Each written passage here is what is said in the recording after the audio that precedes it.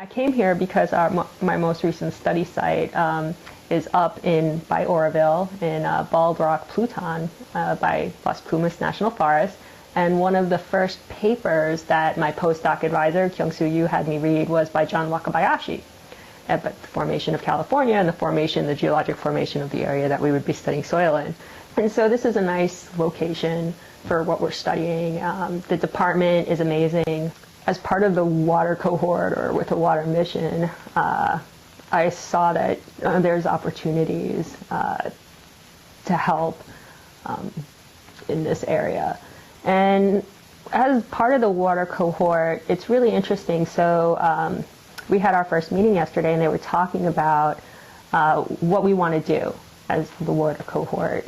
And there are some ideas of, okay, we have these engineering students without borders, and they want to go to Cambodia, and we can do that. We can definitely go different places in the world. But there's also these very local issues. And so we don't know, okay, do we focus on local or do we focus on international?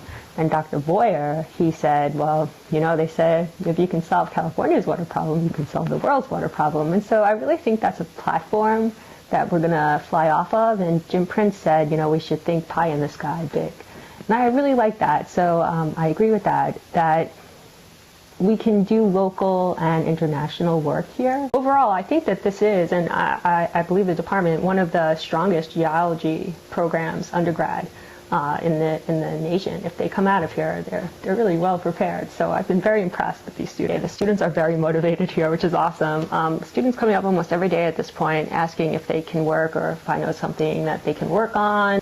I have a student interested in doing tracers in water, and so one of the things that we saw in soil weathering was a possible differentiation, a fractionation of what we call the rare earth element. There's also, in doing the soil studies that we do, looking at the chemical weathering of soil and the physical erosion, so comparing the two. And the known contaminants like arsenic, manganese, we know about those and we can measure those. There are methods for that.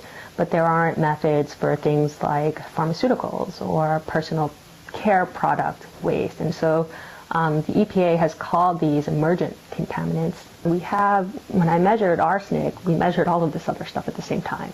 And I just hadn't done anything with it because I was working on other stuff. And so I have like all of this geochemical data. And so this is a big thing in NSF with a lot of the medical data or DNA data, like we have big data. And so what do we do with this big data? So NSF has like initiative funding for this to help handle. We have all these big data sets. Now what do we do with it? And so they'll leave here with real world experience.